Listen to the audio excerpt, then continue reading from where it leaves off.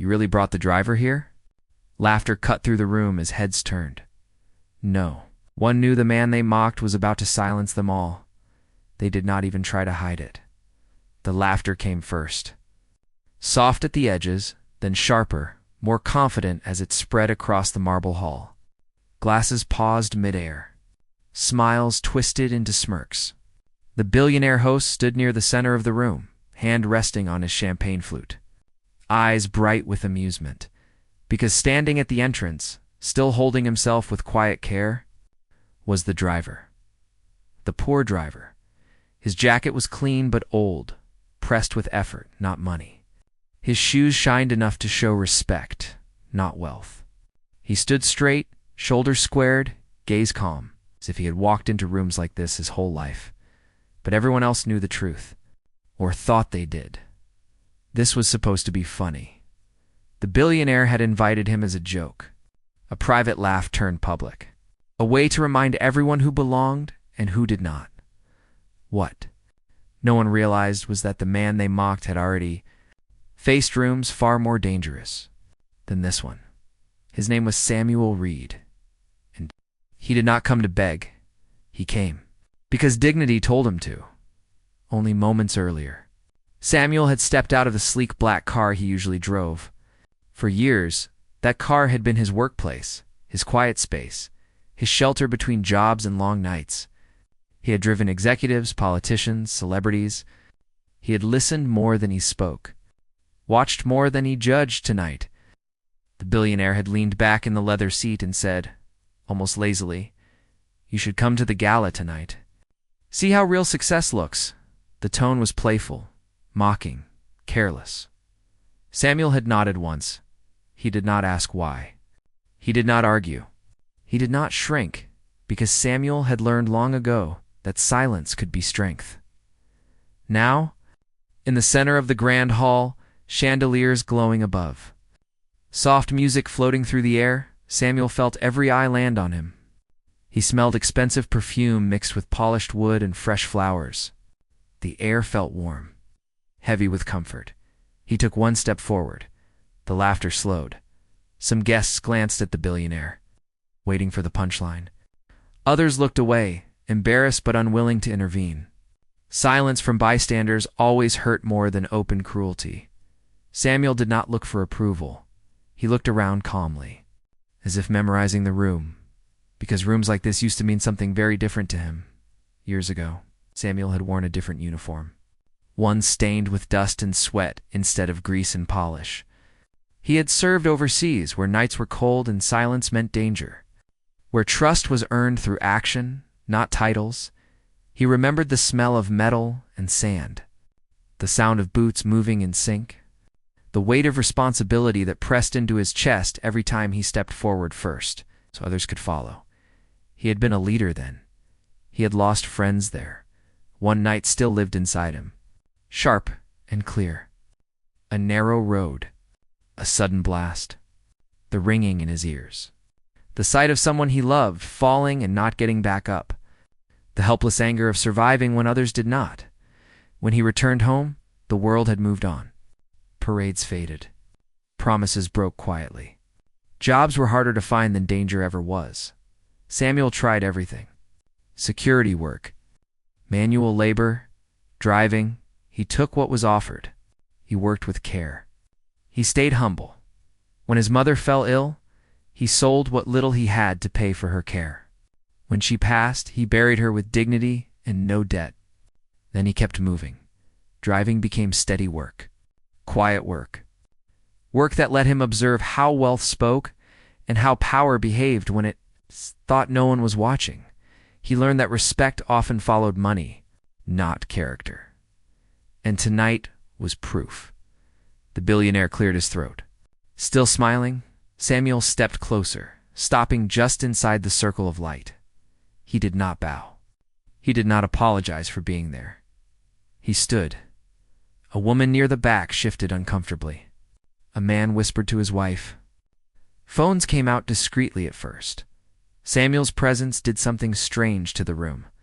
He did not act impressed. He did not act ashamed. He acted as if he belonged. that unsettled people. The billionaire raised his glass slightly, as if to introduce a performer. "This is Samuel," he said lightly. "My driver. I thought it would be fun for him to see how the other half lives." A few guests laughed again, louder this time. Safer now that the host had spoken. Samuel felt it land. The words were meant to make him small. He did not react. He simply nodded once. "Thank you for the invitation," he said calmly. His voice was steady. Not soft, not loud, just clear. That alone caused a ripple. Some expected anger. Others expected gratitude. No one expected balance. Samuel glanced around the room again. He noticed the exits. Old habit.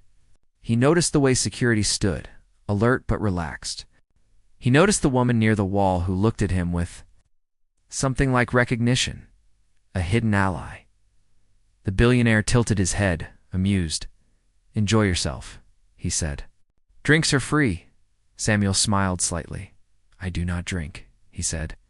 "But I appreciate the gesture." More whispers. The night moved on, but the tension did not fade. Samuel walked slowly through the room, guests stepping aside without realizing they were doing it. Some stared openly now. Others avoided eye contact. He was not playing the role they assigned him that made them uneasy. As the speeches began, the billionaire took the stage. He spoke about success, risk winning, about how life rewarded those bold enough to take it. Samuel listened. He had heard speeches like this before, always from people who never stood in the line of fire. When the billionaire finished, applause filled the room, smooth, polite, expected. Then something unexpected happened. The woman, Samuel had noticed earlier, stepped forward. She wore a simple dress compared to the rest, but her posture commanded attention. She approached the host quietly and said something in his ear. The billionaire frowned. Samuel felt a shift before anyone else did. The woman turned to the room. "Before we continue," she said, "there is someone here who deserves recognition." The billionaire stiffened. The room quieted. She looked at Samuel. Samuel read. All eyes snapped to him. He felt the old weight return. "The kind that came before a mission," she continued. "Years ago, this man saved my brother's life overseas. He carried him to safety under fire. He stayed behind when others were ordered out." A murmur rippled. Samuel closed his eyes briefly.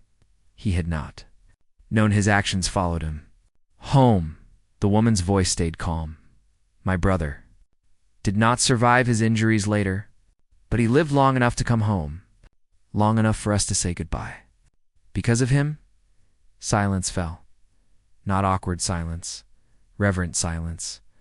The billionaire's smile vanished. Samuel looked down, not in shame, but respect. The woman stepped closer. "We searched for him for years," she said. "Found him only recently. Driving a car for people who never asked who he was." The room felt smaller now. Samuel lifted his gaze. He spoke then. "Not for defense, but truth. I did what anyone should," he said. "We do not leave our people behind." One line, simple, it struck deeper than any speech. The billionaire shifted. Another guest stood. Then another story surfaced quietly. A man Samuel had helped during a storm when his car broke down. A woman whose child Samuel had carried out of an accident seen before help arrived. He had never mentioned these things because Samuel believed that doing right did not require witnesses. The power in the room changed. The billionaire opened his mouth, but no words came. This was not a fight he could win. The applause started slowly. One person, then another. It grew, not loud, but firm, respectful. Samuel stood still. Hands at his sides, he did not smile. He let the moment speak. The billionaire finally stepped forward. His voice strained. "I did not know," he said. Samuel met his eyes. "You did not ask." He replied. Another line, quiet, unshakable. The billionaire nodded. Humbled in front of everyone, he once tried to impress. The night ended differently than it began. Guests approached Samuel, not with pity, but admiration. Some apologized. Others thanked him. He accepted each with grace. When it was time to leave, Samuel walked back toward the car. The billionaire followed, slower now. "Samuel," he said, "I was wrong." Samuel paused. "Respect is not about money," he said. "It is about how you treat people when you think nothing is at stake." He opened the car door. The billionaire stood alone under the lights. Later, Samuel returned to his quiet life. But not unchanged. Opportunities came. Offers recognition. He accepted only what aligned with his values. Because the greatest reward was not wealth. It was being seen and knowing that silence, when paired with honor, could shake the loudest rooms. If this story moved you, comment where you are watching from. Share your thoughts on dignity, respect, and subscribe for more stories that honor silent strength and unseen heroes.